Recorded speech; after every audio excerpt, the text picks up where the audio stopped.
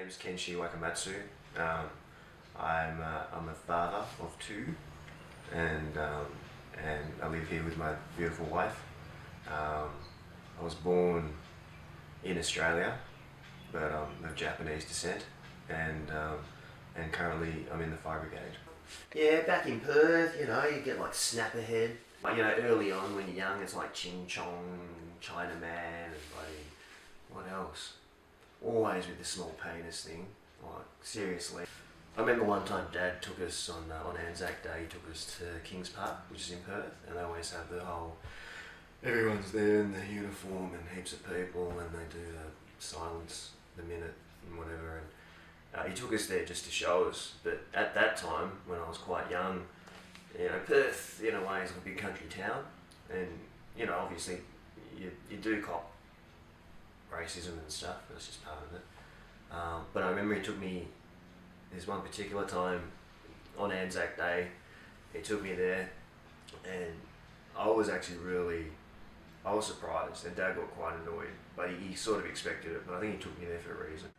My grandpa on Dad's side went to the war. It was in a place, I think it's called Guadalcanal. I think that might be the wrong pronunciation. I don't have that much real interest, so I've never dug any deeper than that. But I think for my dad's dad, what it would have been is, I don't think he ever really would have wanted to go to war, from what I can tell, because Dad's apparently just like his dad in a lot of ways, and he's just like the kindest person who would never want to do anything except that he had to do it out of duty, so of course he went. Yeah. But otherwise, yeah, I only got to meet him a handful of times. My wife, her father is actually older than my granddad, if you can fathom that. He was like 60 something when he had her, but he has a lot of children, and he was in the same place at the same time. And he's like Australia's oldest surviving naval diver, so he's quite well known to people in the Navy and that, but he's just this old dude, and he's just got the best stories. He's 95, I think, this year, or 96. I just went to see him recently, actually, and it's pretty funny. I love hanging out with him because he's still as sharp as a tack, and he always says stuff like he'll say, "Oh, your grandpa tried to kill me. He goes, you know, he never succeeded, but you." He goes, "You blind me full of alcohol. I know you're just trying to finish me off. You're trying to finish off what your grandpa couldn't do." I go, "Yeah, that's right." I said, "At least I'm doing it the nice way." Yeah. The main thing with Harry is that he's seen so much that I think he's over all the usual rubbish that you might get with some old blokes.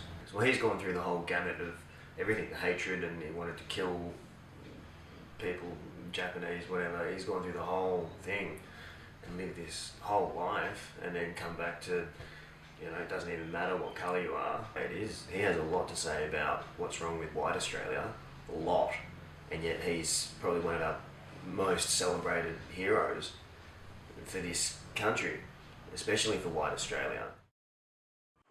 My family's in Syria, and I've got probably about 10 of my male cousins and uncles who are in the army via conscription. They have to go.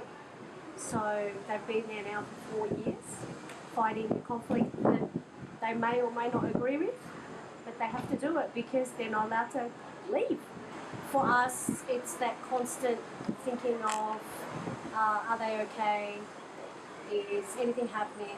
We went through something last year where one of my cousins was actually kidnapped. We paid a ransom to basically a group of people, we don't know who they are, but they released him. That didn't mean that he was released out of the army. He got to take a month off and then go back. I think they have, in the last 8 months, started calling it a civil war, which it actually is. Before, it used to be portrayed as the government against its people. But then you do hear of people that are going there and joining the Free Syrian Army or the other groups that are there that are actually killing people, which I personally can't comprehend why anybody would go into a foreign country to harm their citizens if you don't have validation. Are you asking people, are you with us, are you against the, you know, like, I can't understand why anybody would go into a foreign country to fight on behalf of who? Like, who are they fighting for? Yeah.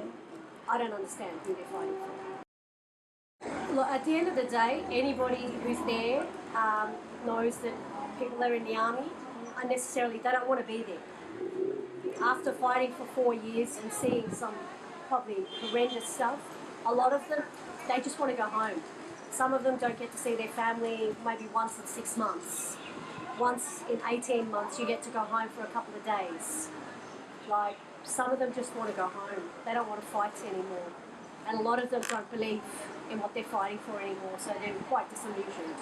They're there because they can't be anywhere else. And even if they weren't in the army, there's no jobs. They've all got these degrees, there's lawyers, there's doctors, but there's no jobs for them to go to because everything's been demolished, the factories are gone, the ports are gone, hospitals are being, torn down. They're there because they can't be anywhere else.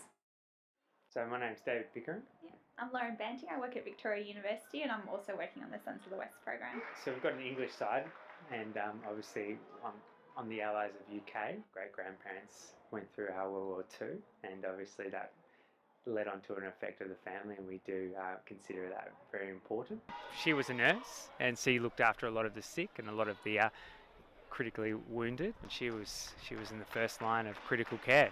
So it's always going to be a part of our family and such that we and many other families of Australia. My grandpa fought in World War II. Not for very long. He was quite young, so he had a couple of months overseas fighting. So yeah. For which side? For the Australians, so yeah, with the English and Americans. So yeah. He was in the Air Force, so he went up to Darwin for a little bit, from Perth to Darwin, and then went overseas to Japan actually. So Anzac Day in particular is pretty special. As a family, we'd all go down together and watch the parades, and he would walk while he was alive, and yeah, it was a really special day. One of the things our family tries to do, especially with Anzac Day, is actually continue the fact, these men, they sacrifice so much for what we have right now, and to put a lot of emphasis onto that. So for me personally, that it is quite crucial and quite important, and I'm hoping that other families and other generations will continue to feel the same. I'm Amelia, and I'm one of the refugee nurses from CoHealth in Footscray. This job is beautiful with CoHealth, and we're working with people who have come from, often they're the refugees that are coming from camps, so they've sort of been given what I call the Willy Wonka golden ticket to come to the country, resettlement package. People are quite happy and trying to forge themselves a new life. My job, I've only been in this role a few months. My job prior to this was working in the immigration detention centres, both on and offshore. People have come from very varied backgrounds. Some people have been languishing in camps for decades. Other people have faced current conflict and have had to flee. So people have different degrees of, have experienced different degrees of issues surrounding, malnutrition and that sort of thing early on in life. Depends on where they're from. So my mother's side of the family is, British and Irish and Scottish. So my great uncle, was fought in the Second World War and came and was fortunate enough to come back. So I mean, that in and of itself, war solves, in my opinion, nothing. So I think that's remarkable. Given the amount of Australian and Allied forces and other lives lost, regardless. So, he passed away sort of when I was very young, so I don't really know much more about his sort of personal life. But there was a really good story. And so this Union Jack flag, it was a silk flag, like a pocket handkerchief that he carried everywhere he went around the war. And he lost it, and it was inside like a cigar tin. And he lost it, but it had his initials embroidered into the corner of the pocket, the handkerchief, and sort of forgot about it once he lost it. It was a sentimental piece, but thought, well, I'm never going to see that again. And then I think it was like a year later, it just turned up in the post at our house our family's home in Paran. So somebody had tracked him down from his it must have been his name, or at least his surname, that was embroidered onto the handkerchief. So that's still hanging around at home. So I think small tokens like that, in a way, for me, it's a bit about hope, like that amongst like the devastation of war, and that it's obviously a very militarized sort of process, that people care enough about individuals and humanity. Like obviously people, someone somewhere in the world would have recognised that belongs to someone else, and that was a keepsake or a memento that somebody brought to war with them to remind them of home, so, or to remind them of family or whatever. So the fact that it made its way back to Australia, to Melbourne, to Paran was pretty cool. My dad's from Fiji.